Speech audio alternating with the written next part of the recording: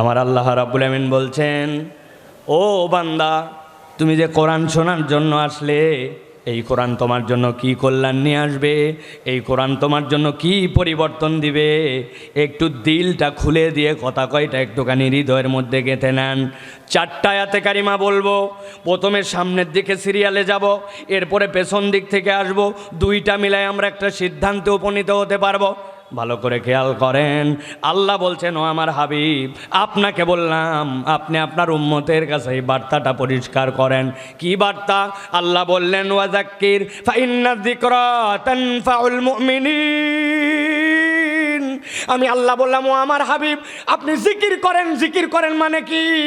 আপনি খালি লা ইলাহা ইল্লাল্লাহ, আল্লাহু আকবার, সুবহানাল্লাহ, না না না। আল্লাহ বলছেন, ওয়াযাক্কির, এই কোরআন যা বিধান আছে, যা হুকুম আছে, কোরআনের ভিতরে যা যা আইন কানুন আছে, আপনি ওইগুলা সবগুলো আপনার উম্মতকে জানান। ফাইন্না যিকরা তানফাউল মুমিনিন। আমি আল্লাহ গ্যারান্টার হলাম, এই কোরআনের জিকির মুমিনদের জন্য কল্যাণ করবে। এই গ্যারান্টি দিছে কে? যারা বললেন না, বোঝেন নাই, গ্যারান্টি দিছে কে?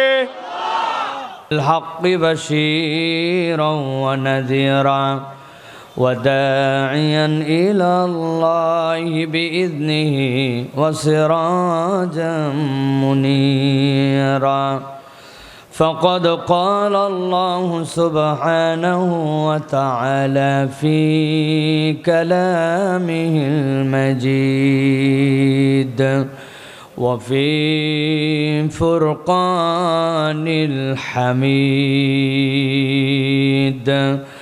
أعوذ بالله من الشيطان الرجيم. بسم الله الرحمن الرحيم. فتول عنهم فما أنت بملوم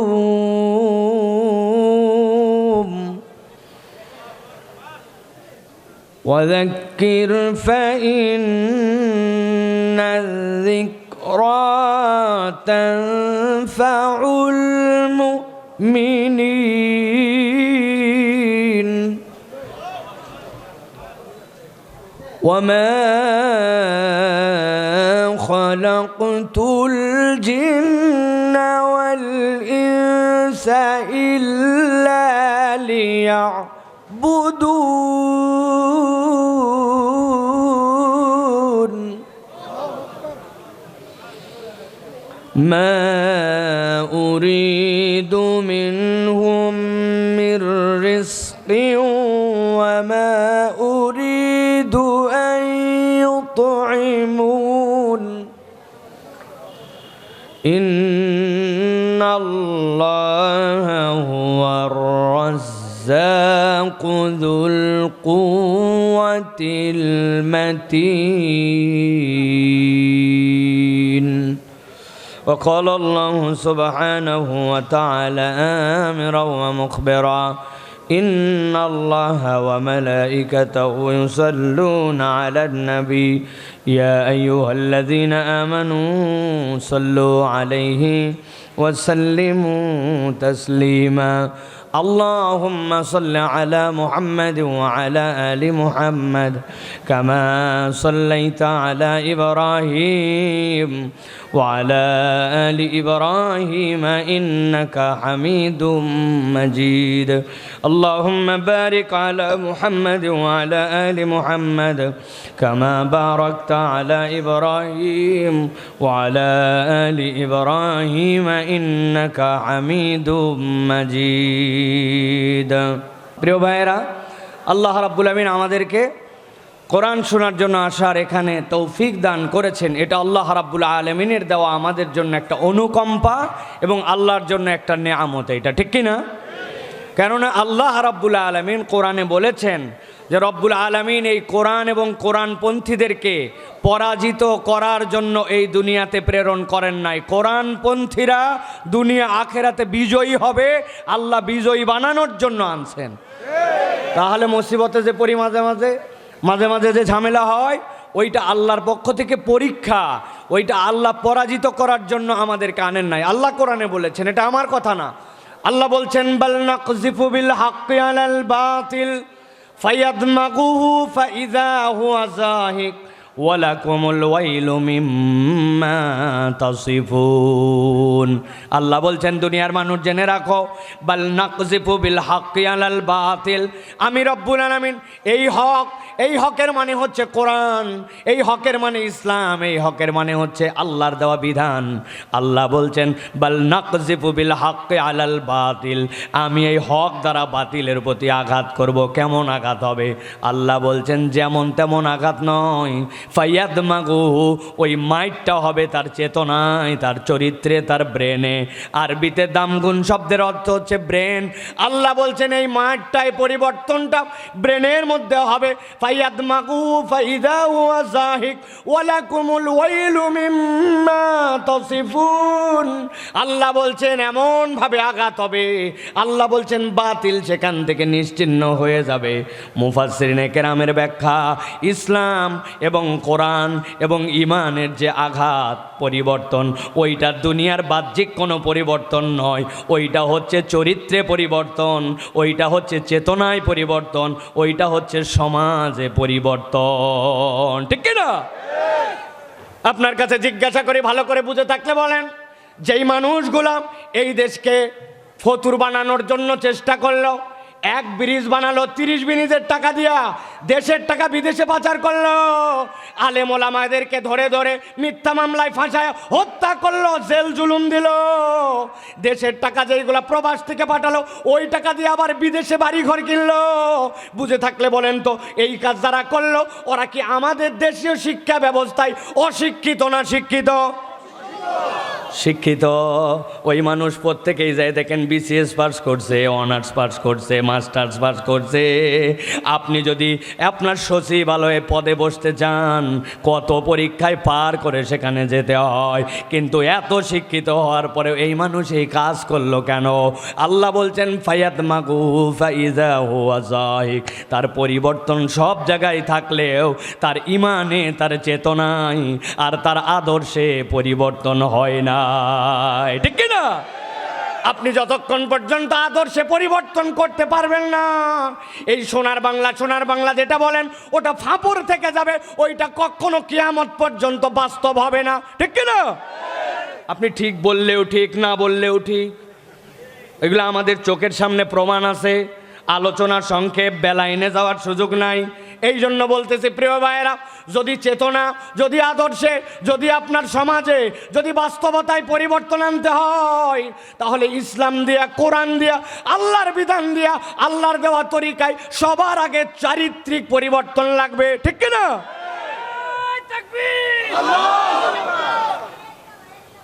আমার আল্লাহ রাব্বুল আমিন বলছেন, ও বান্দা, তুমি যে কোরআন শোনার জন্য আসলে, এই কোরআন তোমার জন্য কি কল্যাণ নিয়ে আসবে, এই কোরআন তোমার জন্য কি পরিবর্তন দিবে, একটু দিলটা খুলে দিয়ে কথা কয়টা একটুখানি হৃদয়ের মধ্যে গেঁথে নেন। 4টা আয়াতে কারিমা বলবো, প্রথমে সামনের দিকে সিরিয়ালে যাব, এরপরে পেছন দিক থেকে আসব, 2টা মিলাই আমরা একটা সিদ্ধান্তে উপনীত হতে পারবো। ভালো করে খেয়াল করেন।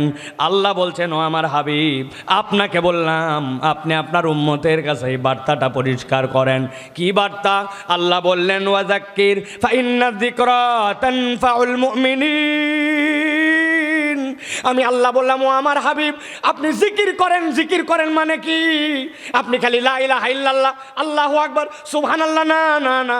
আল্লাহ বলছেন, ওয়াযাক্কির, এই কোরআন যা বিধান আছে, যা হুকুম আছে, কোরআনের ভিতরে যা যা আইন কানুন আছে, আপনি ওইগুলা সবগুলো আপনার উম্মতকে জানান। ফাইন্না যিকরা তানফাউল মুমিনিন।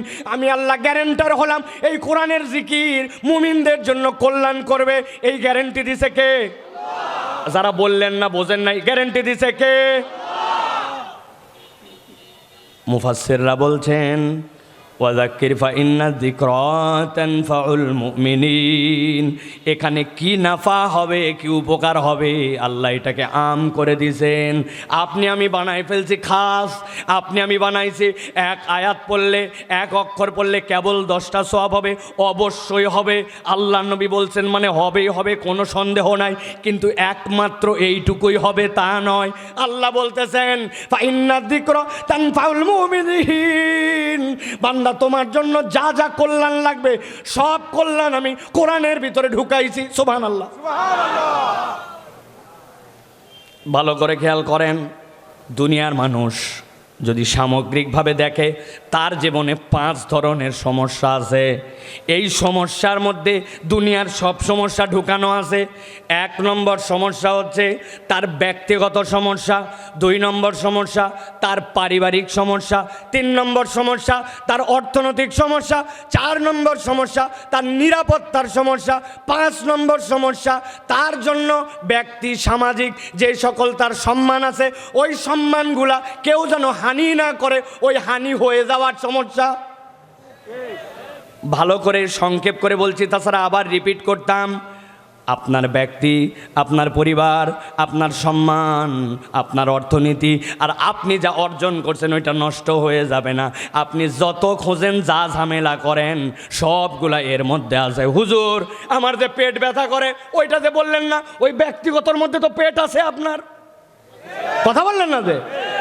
আগে সোনা হাজরা আসার সময় ওইখানে এক ব্রিজ ছিল, কয়েকটা টাউট বাটপার মিলে গতবার আমার গাড়ির থেকে পর্যন্ত টোল নিছে, অথচ এইবার টোল নাই। ওইটা আপনার এলাকার সমস্যা ছিল। কথা বুঝে বলেন, চোখ কিন্তু খুলে খুলে চলাফেরা করি আমরা। তাহলে আমি ভেঙ্গে আর বললাম না, আপনার যত সমস্যা সবগুলাই 5টার মধ্যে। আল্লাহ বলছেন ওয়াযাক্কির ফাইন্না যিকরা তানফাউল মুমিনিন। নবী আপনি জিকির করেন, আপনি এই কোরআনের বার্তা জানান, যা সমস্যা চান সবগুলার সমাধান এই জিকিরের মধ্যে আছে। ঠিক কি না?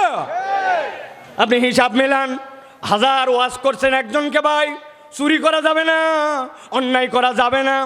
আমরা ডিজিটাল প্রযুক্তি দাঁড় করাইছি, যে কোনো জায়গায় আমরা সিসি ক্যামেরা লাগাইছি, লাগায় লিখে দিছি এলাকাটি সিসি ক্যামেরা নিয়ন্ত্রিত। এই সিসি ক্যামেরা লাগানোতে চোর বাড়ছে না বাড়ে না? খবরদার ভুল কথা বলবেন না, চোর একটাও বাড়ে নাই, ডাকাত হইছে। কিসের চোরে আছেন আপনি এখন? ভালো করে বোঝেন, আপনাদের এইটা বোঝানোর জন্য বলছি। সিসি ক্যামেরা লাগানোর পরে কেইসার চোর হয়েছে আপনি চিন্তাই করতে পারবেন না। আমি কিন্তু একটা উদাহরণে এলোমেলো দিচ্ছি না, ভালো করে এটার সাথে সমন্বয় করে নেবেন।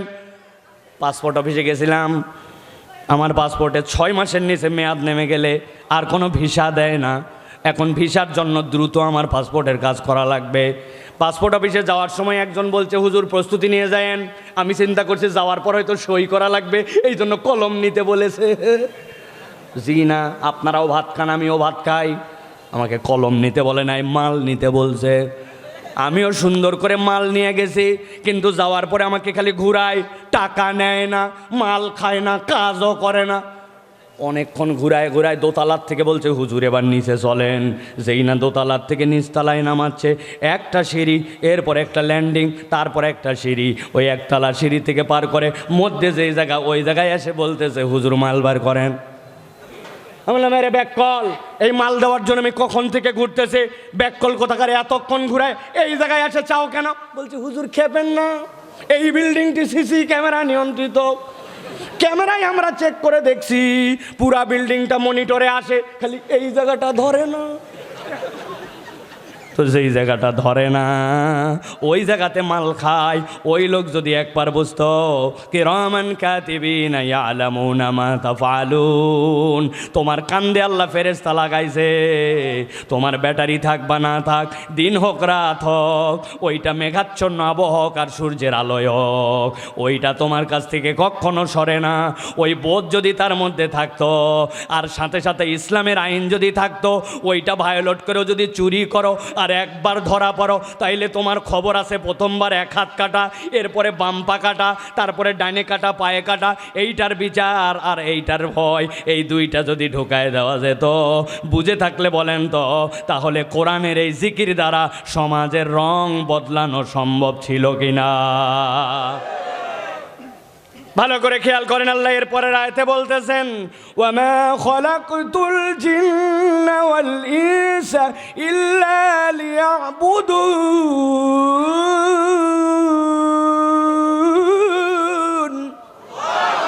আল্লাহ বলছেন, এই দুনিয়ার মানুষ, আমি আল্লাহ রাব্বুল আমিন পৃথিবীর সকল জিন সকল ইনসানকে কেবলমাত্র আমার ইবাদতের জন্য সৃষ্টি করেছি। জানেন কি না? কিন্তু একটা আকীদা হয়তো জানেন না, মনে করতেছে আমি নামাজ পড়ি, আমি ইসলামের পক্ষে কাজ করি, আল্লাহর আইন বাস্তবায়নের পক্ষে আমি সংগ্রাম করি, বিরাট কিছু আমি একটা করতেছি, আল্লাহর সেই উপকার করতেছি। অনেকের ধারণা এরকম আছে। খবরদার, আহলে সুন্নাত ওয়াল জামাতের আকীদা, দুনিয়ার সব মানুষ যদি আল্লাহর ইবাদত করে আল্লাহর সম্মান এক চুলও বাড়ে না। আর দুনিয়ার সব লোক যদি আল্লাহর ইবাদত বাদ দিয়ে দেয়, আমার রব্বুল আলামিনের এক চুলও ইজ্জত কমে না। ইবাদত আল্লাহর সম্মান বাড়ানোর জন্য করি না, বরং আল্লাহর আদেশ পালনের জন্য আমাদের স্বার্থে আমরা ইবাদত করি। ঠিক কি না?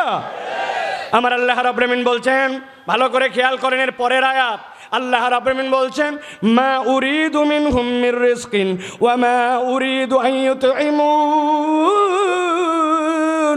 আল্লাহ বলছেন, আমি আমার বান্দার কাছে খাদ্য চাই না, আমি আমার বান্দার কাছে রিজিক চাই না।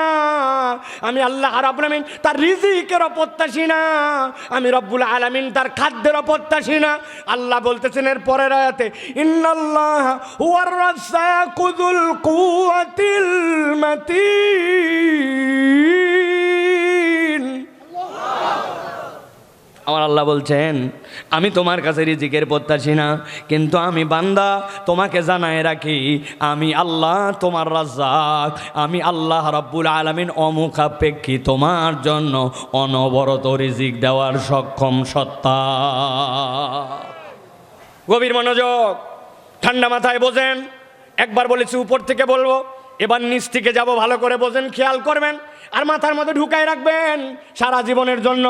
আমাদের অনেকের ধারণা আল্লাহ রাব্বুল আলামিন তো রাজ্জাক বটেই, এই বিশ্বাস করি তো ভাই। অনেকেই দেখতেছি আজকে একটু অলস হয়ে আছেন, মানে আপনাদের ঘুম ঘুম ধরছে নাকি ভাই? বুঝে বলেন, আল্লাহ রাব্বুল আমিন আমাদের রাজ্জাক, ঠিক না? কিন্তু এই রাজ্জাকের বুঝের মধ্যে বিশাল একটা গ্যাপ আছে। আলহামদুলিল্লাহ হুজুর, আমার খাদ্যের কোনো সমস্যা নাই, আমার বাড়িতে আল্লাহর দয়ায় ধান চালের কোনো অভাব নাই, রব্বুল আমিন আমার বেশি ভালো রাখছে আলহামদুলিল্লাহ, অন্তত কারো কাছে চাওয়া লাগে না, আমার খাদ্যের সমস্যা নাই, বাজারের সমস্যা নাই। আপনি যদি মনে করেন আপনার রব রাজ্জাক আর আপনার রব কেবল আপনারে খাওয়ায় আর পড়ায়, এইটুকুই বোধহয় আল্লাহর রাজ্জাকিয়াত, আপনি এই বুঝ নিয়ে থাকলে আপনার বুঝ মাত্র 10%, আপনি 90% রব যে রাজ্জাক এইটা বোঝেন না। বুঝে বলেন, ভালো করে ঠান্ডা মাথায় চিন্তা করে বলেন। আমি আপনাদের কাছে বলবো, আপনারা এটার উত্তর কি দেন, সেই অনুযায়ী আমরা পরবর্তী সিদ্ধান্তে যাব। বলেন তো, এই বাংলাদেশের রাজধানীর নাম কি? সবাইকে কিন্তু বলতে হবে, জোরে বলতে কিন্তু আমি বলি নাই, কিন্তু মুখ দিয়ে কথা বলা লাগবে। অনেক চাষা আছে এই সেই যে আলসে হয়ে বসে গেছে হা করে, ও ভাই একটু কথাবার্তা বলেন একটু। এবার আমার তো সময় কম, তাছাড়া তো গরম করে দিতাম এতক্ষণ আপনাদেরকে, কিন্তু আমার সময় নাই তো। এই জন্য আমি আপনাদের কাছে মূল কথাটা জিস্ট বার্তা দিব, চলে যাব। বার্তাটা অন্তত পক্ষে আমার আলোচনা শুরু আছে শেষ আছে, সেটা আধা মিনিট কথা বললেও শুরু আছে শেষ আছে, শুরু শেষ ছাড়া আমি কোনো ওয়াজ করি না। এখন পর্যন্ত আলহামদুলিল্লাহ 11 বছর জুমার খুতবা দিছি, এখন পর্যন্ত 300 রেকর্ডেড খুতবা আছে, প্লে লিস্ট বানানো, যেটা শুরু আছে শেষ আছে। কেননা অনেক জায়গায় খুতবা হয়, খতিব সাহেব ওই যে সূরা ইউসুফ শুরু করছে, এক মুসল্লি নারায়ণগঞ্জ থেকে শ্বশুরবাড়িতে আইছিল বেড়াতে, এরপরে ও চলে গেছে, ও মধ্যের অল্প একটু শুনে গেছে, আরেকজনের নাতি হয়েছিল ও মারা গেছে, ও শেষের থেকে একটু শুনে গেছে, কমপ্লিট শুনে যেতে পারে নাই। এই জন্য কোরআন আনকমপ্লিট কোনো মেসেজ দেয় না, এই জন্য যেইটুকুই বলা হোক ওর একটা শুরু থাকবে শেষ থাকবে, ঠিক কি না? আমি ওই শুরু শেষের জন্য এত পরিশ্রম করে আপনাদেরকে বলছি। বাংলাদেশের রাজধানীর নাম, ইন্ডিয়ার রাজধানীর নাম, এই যে আপনি ঢাকার দিল্লির পার্থক্য বোঝেন, এইটা হচ্ছে আল্লাহর দেওয়া রিজিক। বহুত লোক এই পার্থক্য বোঝে না, আছে কিনা ভাই? অথচ আপনার মতোই দেখতে, আমার মতোই দেখতে, নাকটাও সুন্দর, চোখটাও সুন্দর। দেখলাম আসার সময় গুলিস্তানের কোণার মধ্যে একজন দাঁড়ায়া মুখের মধ্যে বাঁশি দিয়ে সিগন্যাল দিচ্ছে, আগাও আগাও আগাও। কিরে, এ তো ট্রাফিকের ড্রেস নাই। পরে খানিকক্ষণ পরে দেখলাম শর্ট পরে আছে। বুঝে থাকলে বলেন তো ভাই, যেই লোকের নখ চাক কান আপনার আমার মতোই ট্রাফিকিং করতেছে গুলিস্তানের মোড়ে দাঁড়ায়া, এইটার দেখতে মানুষ হলেও ডাকতেছে কি বলে? পাগল। তাহলে আল্লাহ আপনাকে আমাকে সুষম চিন্তা করার তৌফিক দিয়েছেন, এইটাও আল্লাহর পক্ষ থেকে দেওয়া রিজিক। আপনি মনে করছেন ভাত খাওয়া আর ধান চাল পাওয়া এইটুকু রিজিক, এই রিজিক এইটুকুই নয়। আল্লাহ এইটুকু যে আপনাকে বোঝার যোগ্যতা দিয়েছেন, এইটাও হচ্ছে আল্লাহর রিজিক, ঠিক কি না? শুধু রিজিক না, রব্বুল আলামিন এরকম অজস্র রিজিক আমাদেরকে নিয়ামত দিয়ে ভরায় রেখেছেন। আমি হাজারবারে উদাহরণ দেই, বাথরুমে কি আপনারা স্যান্ডেল পরে যান না খালি পায়? স্যান্ডেল না খালি পায়? আপনার ওয়াইফ, আমার চাচি, আমাদের বোন, কেউ একজন ফোন দিছে একদিন, আব্বা অথবা স্বামী বাজারে গেছেন, আসার সময় একটা স্পঞ্জের জুতা স্যান্ডেল নিয়ে আসবেন তো। বলে হ্যাঁ, কার আবার জুতা ছিঁড়লো? বলে না না, কারো জুতা ছিঁড়ে নাই, আমাদের বাথরুমের জুতাটা পিছলা হয়ে গেছে, আম্মা ঢুকছিল, বাচ্চা ঢুকছিল, পা পিছলায় গেছে, আর একটু হলে যাইয়া কোমর কিন্তু গেছিল, জুতাটা পরিবর্তন করা লাগবে। আমি জিজ্ঞাসা করি আপনাদের কাছে, বাথরুমের ভিতর ঢুকে কি আপনারা কুচকাওয়াজ করেন? বাথরুমের ভিতর ঢুকে জগিং করেন, দৌড়াদৌড়ি করেন? আরে বাথরুমই তো এইটুকু, ওর মধ্যে তো 10 ধাপে কাম শেষ। কিন্তু 3 মাস না যেতেই আপনার বাথরুমের জুতার তলা খোয়ায় যায়, ওই বাথরুমের জুতার তলার ফিতা পায়ের নিচে কষ্ট দেয়, ওই বাথরুমের জুতার তলা পরিবর্তন করা লাগে 3 মাসের মধ্যে। কিন্তু জীবনে কোনো দিন বিবেচনা করে দেখলেন না, হওয়ার পরের থেকে 90% সময় খালি পায়ে হাঁটলাম, মাঠে কাজ করলাম খালি পায়ে, মসজিদে ঢুকলাম খালি পায়ে, ঘরে ঢুকলাম খালি পায়ে, শুধু কতক সময় আমি জুতা ব্যবহার করি। অথচ 90 বছর, 50 বছর, 60 বছর বয়স হলো, জীবনে পায়ের তলা খোয়ায় গেল না, আর নিজের পায়ের তলায় থাকা জুতার তলা খোয়ায় গেল। যেই আল্লাহ আপনার পায়ের তলা এতদিনেও খাওয়াতে দেন না, ওটাকে সংরক্ষণ করেন, তিনিই হচ্ছেন রাজ্জাক, ঠিক কিনা? আপনি রিজিকের কি বুঝ নিছেন? রিজিকের বুঝ নেন যে আল্লাহ রাব্বুল আমিন আপনার আমার জন্য কেমন রাজ্জাক, তিনি আপনার আমার জন্য কেমন নিয়ামত দাতা। যদি আল্লাহ পায়ের তলা খাওয়াতো, তাহলে এই যে আমার মুরব্বী 50+, ওনার কোমর ঘুরে বেড়াতো সোনা হাজরায়, আমার হাঁটু, আর এই চাচা যদি 70 হয়, ওনার কাল্লা, এলাকায় কাল্লা ঘুরে বেড়া, কাল্লা দেখেই বোঝা যাচ্ছে আপনার 70। আপনি বললেই হবে নাকি, ঘোষা খাইতে খাইতে শেষ। কিন্তু এরকম কি হয়েছে ভাই? আহা, কি চমৎকার করে আপনারা হেসে দিলেন এই কথা শুনে না? আমি আমার মায়ের বড় সন্তান, খুব আর্লি আমার দাঁত উঠছিল। যেই বাচ্চাদের দাঁত বয়সের আগে ওঠে, ওই মায়েরা খুব কষ্ট পায়, কারণ জানে মায়েদেরকে খাওয়াতে হয় তাদের জন্য। আমার দাঁত উঠলো 37 বছর, দাঁত উঠার পরে হাফ ইঞ্চির থেকে আর বড় হলো না। অনেক মুরব্বী আছে এই জায়গায় 70 বছর, হাফ ইঞ্চির থেকে আর বাড়লো না। আর বিশদবার না আসতে নখ না কাটলে হয় না। আপনি মনে করলেন রব্বুল আলামিন আমার এগুলি খাওয়ায়, কিছুই দেয় নাই আল্লাহ আমারে। আপনার দাঁত বাড়ে না, নখ বাড়ে, গোঁপ কেটে ফেলতে হয়, অথচ 4 আঙ্গুল উপরে আপনার এই ভুরুর লোম কখনো কাটতে হয় না, চুল কাটতে হয়, অথচ কখনো আপনাকে চিন্তা করতে হচ্ছে না যে হাতের পশমগুলা এইগুলাকে এই যে সামগ্রিক নিয়ন্ত্রণ করে রব আপনাকে আমাকে উপযুক্ত করে আমার জন্য এনভায়রনমেন্টটাকে তৈরি করে দিচ্ছেন। ইনি হচ্ছেন রাজ্জাক, ঠিক কিনা? আপনি বলছেন আল্লাহ আমার কিচ্ছু দেয় নাই হুজুর, কিছু পাই না। আপনি আসলে নিমক হারাম বান্দা, আপনি আল্লাহর নিয়ামতে ভাসতেছেন, কিন্তু আপনি রাজ্জাক হিসেবে রবকে চিনতে পারেন নাই, ঠিক কিনা? ভালো করে বোঝেন। এতগুলা উদাহরণ, আরো উদাহরণ ছিল, কিন্তু এইটুকুই, আমাদের বোঝার জন্য যথেষ্ট কিনা খেয়াল করেন। আল্লাহ বলছেন ইন্নাল্লাহা হুয়ার রাজ্জাকু যুল কুওয়াতিল মাতিন। তোমার রব হচ্ছে তোমার জন্য অমুখাপেক্ষী একজন রিজিক দাতা, যিনি তোমার সব ধরনের রিজিকের সমাধান করতে পারেন। আল্লাহ এরপরের আয়াতে বললেন মা উরিদু মিনহুম মির রিজকিন ওয়া মা উরিদু আন ইউতঈমুন। আমি তোমার রিজিক দাতা, কিন্তু আমি তোমার কাছে কোনো খাদ্য প্রত্যাশা করি না, আমি তোমার কাছে কোনো রিজিক প্রত্যাশা করি না। আল্লাহ তার আগের আয়াতের মধ্যে বললেন মা খলাকতুল জিন্না ওয়াল ইনসা ইল্লা লিয়াবুদুন। আমি এই মানুষকে আমার ইবাদতের জন্য, জিনকে কেবলমাত্র আমার ইবাদতের জন্য সৃষ্টি করেছি। এবার প্রথম আয়াতের মধ্যে মনে আছে কিনা খেয়াল করেন। আল্লাহ বলছেন ওয়াযাক্কির ফা ইন্নায যিকরা তানফাউল মুমিনিন। আল্লাহ বলছেন ও আমার হাবিব, আপনি জিকির করেন, এই কোরআনের জিকিরটা আপনি আপনার উম্মতকে জানান। নিশ্চয় এই জিকিরের মধ্যে আমি আল্লাহ রাব্বুল আলামিন ইমানদারদের জন্য কল্যাণ ঢুকায় রাখছি। প্রথমে বলছেন আল্লাহ কল্যাণ, আর শেষে আল্লাহ নিজের পরিচয় দিয়েছেন রাজ্জাক। আল্লাহ এর দ্বারা বুঝাতে চান বান্দা তোমার দুনিয়ায় যে 5টা সমস্যা, ওইগুলাও রাজ্জাকের পক্ষ থেকে যে সমাধান পেতে চাও, কোরআনুল কারীমের কাছে আসার কোনো বিকল্প নাই। কথা কি আপনারা বুঝে ঠিক বলছেন না? না বুঝে? বুঝে বুঝে ঠিক, বুঝে ঠিক হলে এখন থেকে সিদ্ধান্ত পরিবর্তন করতে হবে। আপনি বলবেন ঠিক ঠিক, কিন্তু আপনি কোরআন মানবেন না। আপনি সাক্ষ্য দিবেন একটা, কিন্তু এই সাক্ষ্যের ফেভারে আপনি কাজ করবেন না, তাইলে আল্লাহর কাছে ধরা খাওয়া লাগবে, ঠিক কি না? আমি আজকে আমার জুমাতেও বলেছি, আমরা 2টা পার্থক্য বুঝি না, আশহাদু আল্লা ইলাহা ইল্লাল্লাহ আর আমানতু বিল্লাহ। এটার পার্থক্য আছে। আশহাদু আল্লা ইলাহা ইল্লাল্লাহ মানে আল্লাহ, আমি সাক্ষ্য দিচ্ছি আপনি ছাড়া কোনো ইলাহা নাই, কিন্তু আমানতু বিল্লাহ মানে এটা না। আমানতু বিল্লাহ মানে কি? আমানতু বিল্লাহ মানে আরবি যারা জানেন তাদের কাছে বুঝে নেবেন। আমানতু বিল্লাহ মানে সাক্ষী নয়, আমানতু বিল্লাহি ওয়া মালাইকাতি ওয়া কুতুবিহি। এর মানে আল্লাহ আমি মেনে নিলাম, আগে সাক্ষ্য দিছিলাম আর এখন মেনে নিলাম তুমিই রব, তোমার কিতাবে যা কিছু আছে, তোমার নবী যা কিছু এনেছে সবগুলো আমি মেনে নিলাম। একটা সাক্ষ্য আর একটা মেনে নেওয়া। আপনি মেনে নেওয়ার পরে যদি এখান থেকে পিছু টান দেন, গাদ্দারি করেন, 2 নম্বরই করেন, আপনি মুনাফিক হবেন, কাফের হবেন, ঈমান থেকে বের হয়ে যাবেন, ঠিক কি না? কথা শক্ত, কথা শক্ত, কিন্তু আপনাকে এটা বুঝে মেনে নিতে হবে। না বুঝলে বিপদ। আপনি বলছেন আমানতু বিল্লাহ ওয়া মালাইকাতু ওয়া কুতুবি, আমি আমার কিতাবের মধ্যে যা আছে সবটুকু বিশ্বাস করি। কথা বলেন। একজন বলতেছে ভাই কোরআন শরীফের 15 পারা পর্যন্ত আমি মোটামুটি আয়ত্ত করে ফেলছি, বাকি 15 পারার ব্যাপারে আমার কিছু কথাবার্তা আছে, ওটা চিন্তা ভাবনা করে আমি সিদ্ধান্ত নিব। তার মানে সে হচ্ছে 50% মুসলমান, যেহেতু 50% কোরআন সে বুঝছে, তাই তো নাকি?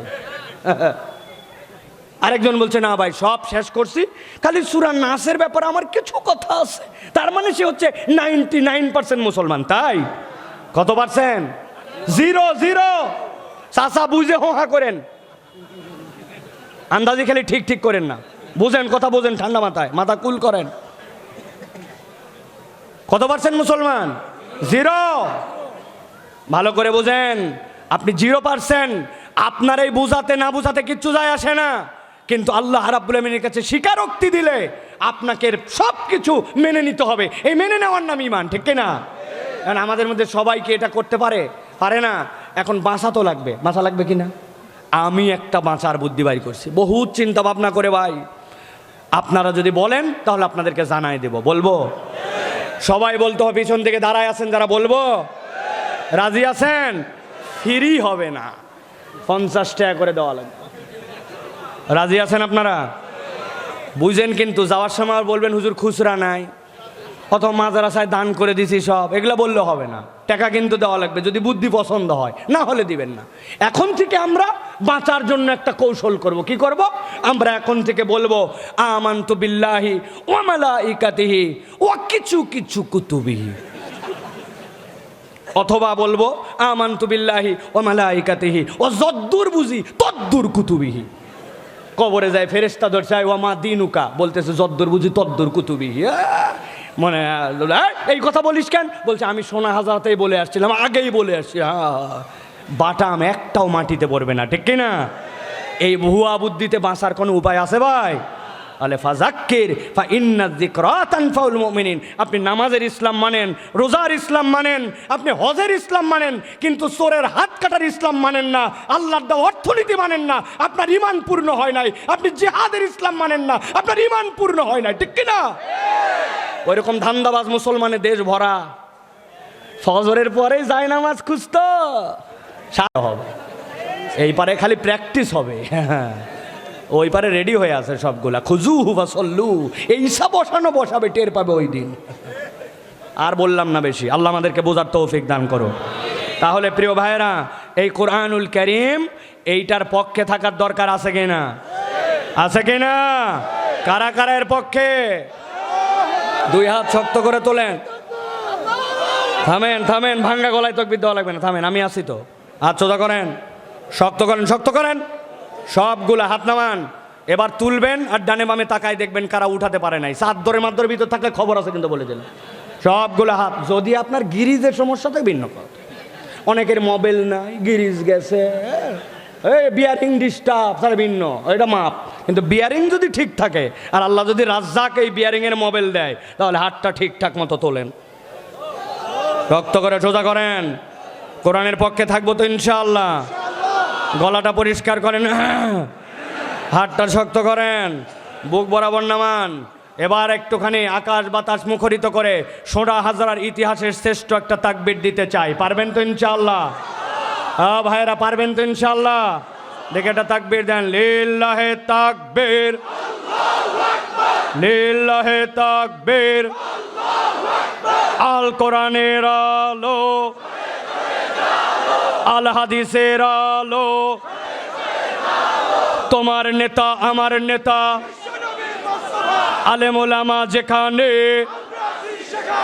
আল্লাহর আইন যেখানে, লিল্লাহে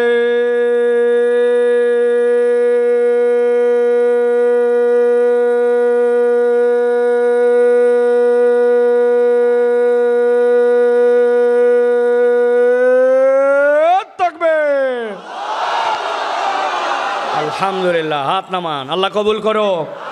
আগামীর বাংলাদেশ ইসলামের বাংলাদেশ, আগামীর বাংলাদেশ আল্লাহর লোকের পক্ষের বাংলাদেশ, আগামীর বাংলাদেশ ইন্ডিয়াকে থাপ্পড় লাগানোর বাংলাদেশ, আগামীর বাংলাদেশ তরুণদের বাংলাদেশ, বৈষম্যহীন বাংলাদেশ। ওই বাংলাদেশে আল্লাহু আকবরের পক্ষে যারা, তাদের পক্ষে আমরা, ঠিক কিনা? মুরব্বীদের ঠিক বলা লাগবে না, 50 বছর আপনাদেরকে দেখছি, আন্দাজি ঠিক। পরে এক কাপ চা আর এক বিড়ির কাছে ইমান বিক্রি, আপনাদের ঠিক নিব না আমরা। আল্লাহ আপনাদেরকে পছন্দ করে না। রাগ করলেন ভাই? ওই হুজুর এত বড় কথা বললেন আপনার, হ্যাঁ চ্যাংরা প্যাংরা মানুষ বেশি মুখ বড় হয়ে গেছে। না ভাই, আমার মুখ বড় হয় নাই। আল্লাহ বলছে জান্নাতে যাওয়ার পরে সকল মুরব্বীকে তরুণ বানানো হবে। আল্লাহ যদি মুরব্বীদেরকে অতই ভালোবাসতো, তাহলে বলতো যেই মরুক তাকে বুড়া বানানো হবে। আল্লাহ তরুণ বানাবে, ঠিক কিনা?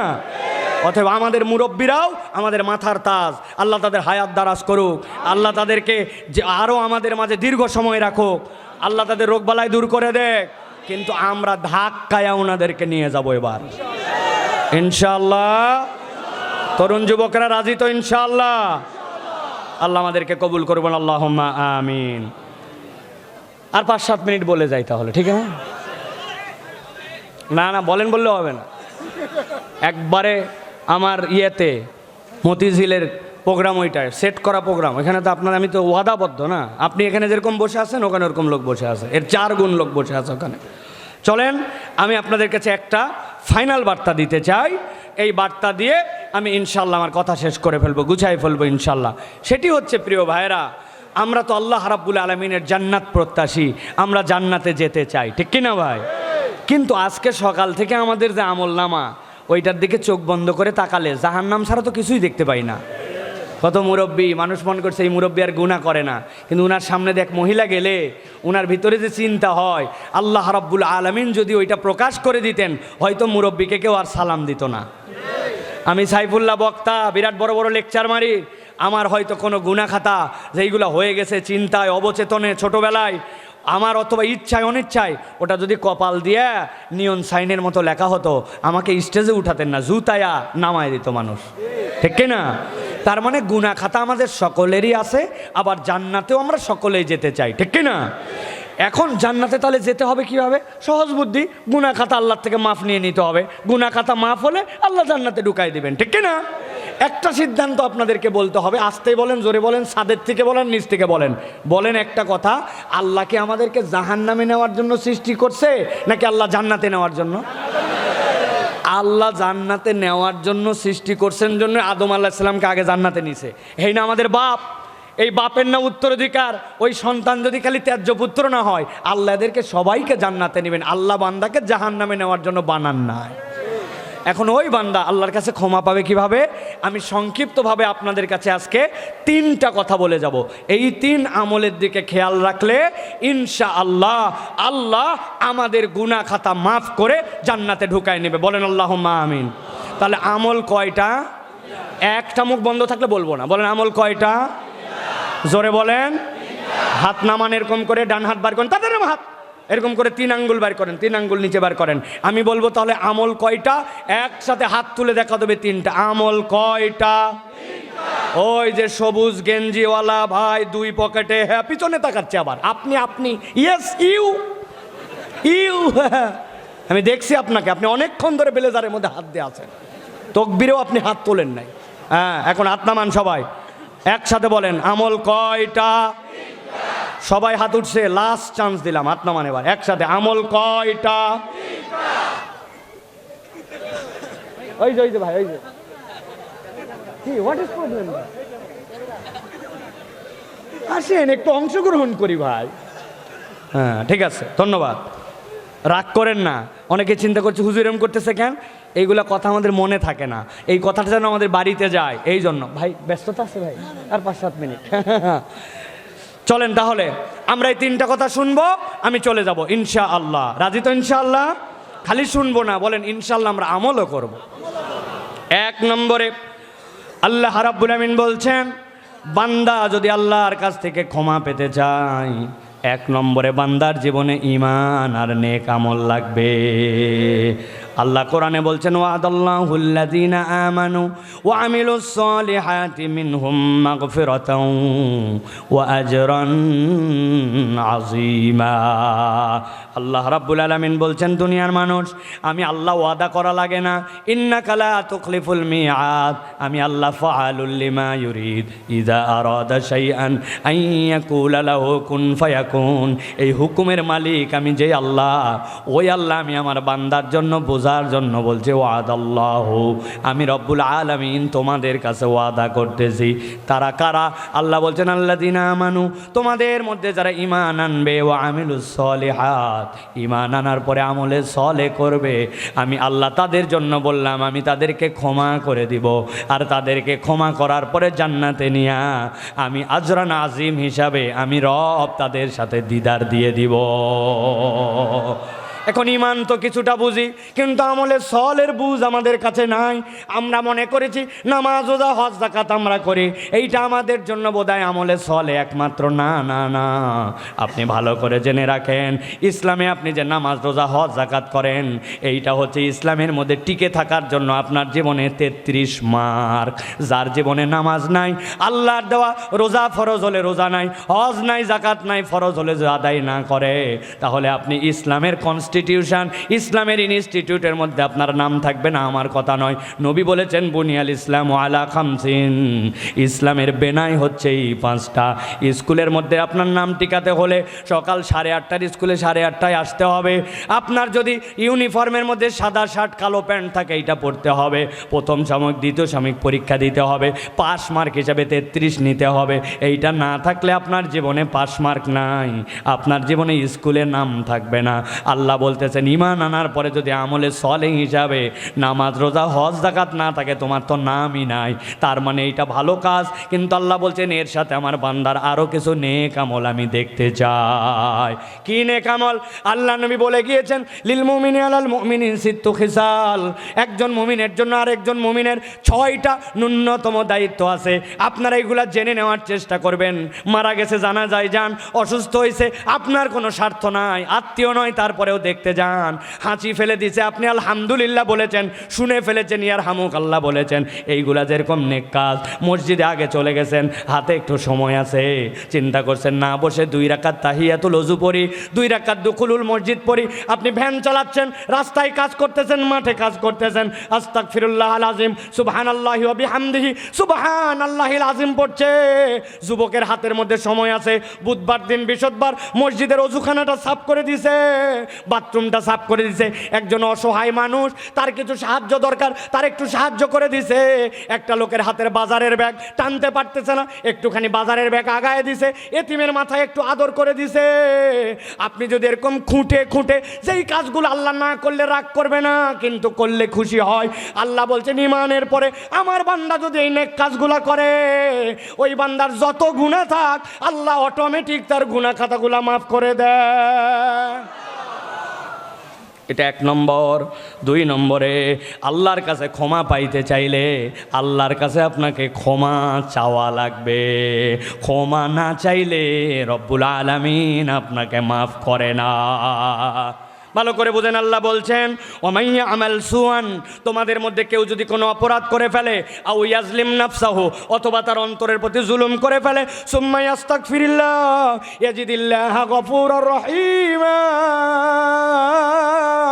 আল্লাহ বলছেন সে যদি যত অপরাধ করুক না কেন, আল্লাহর কাছে একবার যদি ইস্তিগফার করে, রব্বুল আলামিন ওই বান্দাকে বলছেন, বান্দা তুই তোর রবকে দয়াময় ক্ষমাকারী হিসাবে পেয়ে যাবি। কিন্তু এই জায়গায় আমাদের বুঝের একটা বিরাট গ্যাপ আছে, সেইটা হচ্ছে আমি সব জায়গায় বলি আমরা আল্লাহর কাছে ক্ষমা চাওয়ার ক্ষেত্রে অনেক সময় বেয়াদব। না বুঝে ঠিক বলছেন, আমি একটু বুঝাই দেই, তাহলে আপনাদের কাছে পুরা ক্লিয়ার হবে। আপনার মসজিদে নামাজ শেষ হয়েছে, আসসালামু আলাইকুম ওয়া রাহমাতুল্লাহ, আসসালামু আলাইকুম ওয়া রাহমাতুল্লাহ, আল্লাহ আসেনি বা ইমাম সাহেব কি বলছে এই জায়গায়, রব্বানা যালামনা আনফুসানা রব্বানা আতিনা ফিদ দুনিয়া, এইগুলাই তো নাকি ইমাম সাহেব তাও একটা জাতে বলছে। আমি যখন নিজে তখন আরও বড় বেজাত। আসসালামু আলাইকুম, হাত তুলতে দেরি, সুমা দিতে দেরি নাই। কথা বলেন, আসেনি ভাই? কি বলছেন আপনি? রব্বানা যালামনা আনফুসানা ওয়া ইল্লাম তাগফির লানা ওয়া তারহামনা লানাকুনান্না মিনাল খাসিরিন। তুমি ক্ষমা না করলে শেষ হয়ে যাব। রব্বানা আতিনা ফিদ দুনিয়া হাসানা ওয়া ফিল আখিরাতি হাসানা, এই কথাটাই আপনি এমন বেয়াদবের মতো বলছেন। আল্লাহ আপনার কাছে এই ক্ষমা চাওয়াটাও যেন আরেকটা আমার বেয়াদবি অপরাধ, ঠিক কি না? ভালো করে বুঝে বলেন। আপনার এলাকায় একটা বুড়া মানুষ, বয়স হয়ে গেছে 70, ওই লোক এলাকার ইউনিয়ন পরিষদে যাচ্ছে। কেন যাচ্ছে?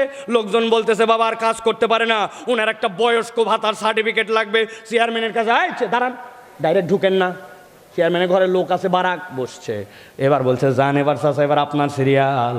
এবার চেয়ারম্যানের কাছে গেছে উনি, যাওয়ার পরে বলছে আসসালামু আলাইকুম রহমতুল্লাহ, চেয়ারম্যান সাহেব আমার কিন্তু বয়স হয়ে গেছে 70, আমার কিন্তু হাতে আর কাজ করার সময় না, আগামী বুধবারের মধ্যে আমার জন্য একটা বার্ধক্যের জন্য আমাদের একটা সার্টিফিকেটের ব্যবস্থা করে চাকরির ব্যবস্থা করে দিবে। চেয়ারম্যান বলছে কে রে এটাকে, ধর তো, এটা ধর তো। কী বললো, এটা কী বললো? কথা বলেন। চেয়ারম্যান বাদ দিলাম, আপনার ছেলের একটা চাকরি দরকার। এমপি সাহেবের কাছে আপনি গেছেন, যাওয়ার পরে এমপি সাহেবের সিরিয়াল নিয়ে ভিতরে গেছেন, যাই বলছেন এমপি সাহেব আসসালামু আলাইকুম, আমার ছেলে কিন্তু চাকরিতে অনার্স মাস্টার ভালো রেজাল্ট করছে, তার জন্য একটা চাকরি দরকার, তুমি কিন্তু আমার এমপি মেহরবানি করছে চাকরির ব্যবস্থা করে দেবে। কথা বলেন, কথা বলেন। বেয়াদব কোথাকার, কি বললি? এই ইয়ার কি পাইছিস? আমাকে কি তোর দাম দিতে মন চায় না? ইয়াদবের খেলাপ। কথা বলেন। এত দুর্বাদ দিলাম। এই মাদ্রাসার একটা ছাত্র ক্লাস 6-এ পড়ে, ওর হঠাৎ করে ছুটি দরকার। এখন ছুটি যাওয়ার জন্য ওনার ক্লাস টিচারের কাছে গেছে। যাওয়ার পরে যদি ডাইরেক্ট ক্লাস টিচার আসলে স্যার আমার কিছু ছুটি দরকার, মেমনি আমার ছুটি দিয়ে দেবে, আমি গেলাম, কিন্তু বলবে এদিকায়, আরেকজনাক বলবে একটা সরিয়ান, একবার পাশা লাল করি। আর বুঝলেন না মনে হয়? তাহলে একটু ঠান্ডা মাথায় এবার ভাবেন, আপনার ক্লাস টিচার এই বেয়াদবির লোড নিতে পারে না, তার ক্ষমতা কি? এমপি চাকরি দিবে কে না দিবে, ক্ষমতা কি? চেয়ারম্যান একটা ভুয়া সার্টিফিকেট দিবে, তার ক্ষমতা কি? সে যদি এইটাকে বেয়াদবি মনে করে, আপনি আমি আল্লাহর কাছে কেইসা বেয়াদবের বেয়াদব। হাত তুলতে দেরি, আল্লাহর কাছে চাওয়ার মতো চাই না। রব্বানা আতিনা ফিদ দুনিয়া রব্বানা যালামনা, এইটা বলার মতো আমার হাতে সময় নাই। কত বড় বেয়াদব বান্দা আমি, ঠিক কি না? হুজুর দোয়া করবেন, আমার ছেলের জন্য দোয়া করবেন, চাকরির জন্য দোয়া করবেন, অমুকের জন্য দোয়া করবেন। আরে হুজুর তো আপনার কন্ট্রাক্টর, কিন্তু আপনার ছেলের জন্য আপনি আধা ঘন্টা ধরে কোনোদিন দোয়া করেছেন?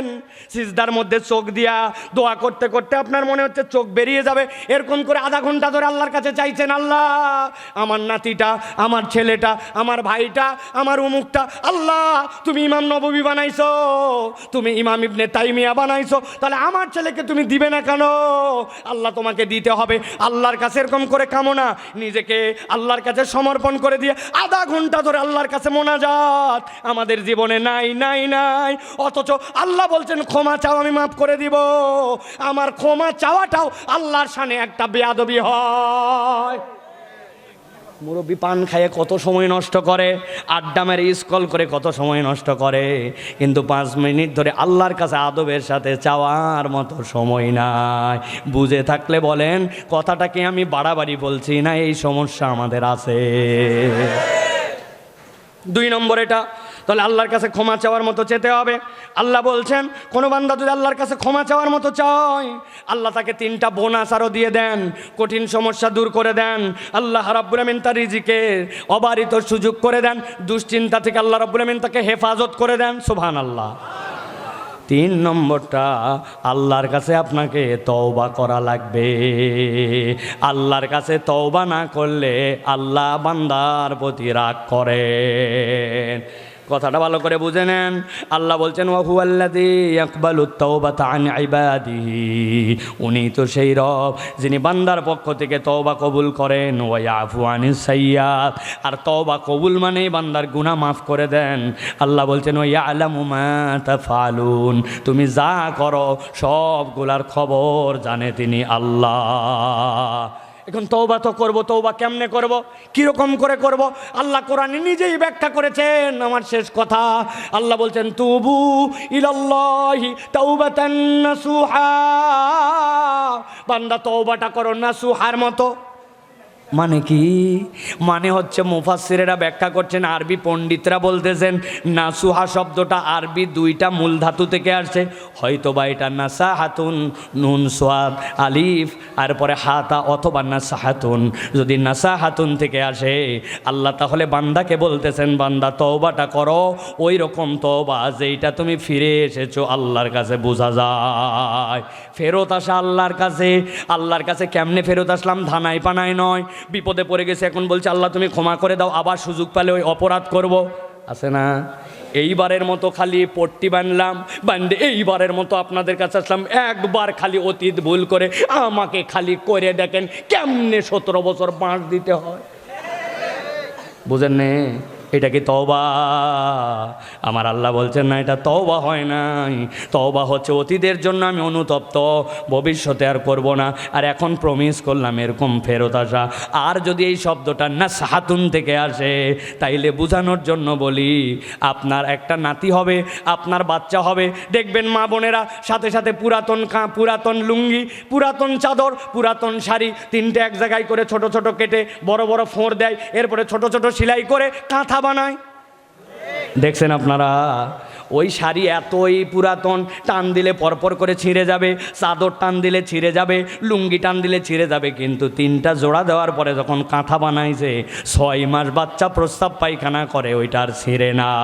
আল্লাহ বলছেন তুবু ইলাল্লাহি তাওবাতান নাসুহা। নাসুহা মানে জোড়া লাগানো। বান্দা তোমার সাথে রবের সম্পর্ক দূরে চলে গেছে, ভাঙা সম্পর্ক আল্লাহর সাথে আবার জোড়া লাগায় দাও। এতদিন নামাজ পড়ো নাই, নামাজে চলে আসো। এতদিন আল্লাহ আল্লাহর আইনের পক্ষে তুমি হয়তো থাকতে পারো নাই, অন্যদিকে মগজ দোলাই ছিল, যা হয়েছে হয়েছে, আল্লাহর সাথে ভাঙা সম্পর্ক আবার জোড়া লাগাই দাও। আগে রোজা মিস করছো, তওবা করছো, আবার আল্লাহর কাছে ফেরত আসো। আল্লাহ বলছেন বান্দা যদি এরকম ফেরত আসে, ওয়া হুয়াল্লাযী ইয়াকবালুত তাওবাতা আন ইবাদিহি,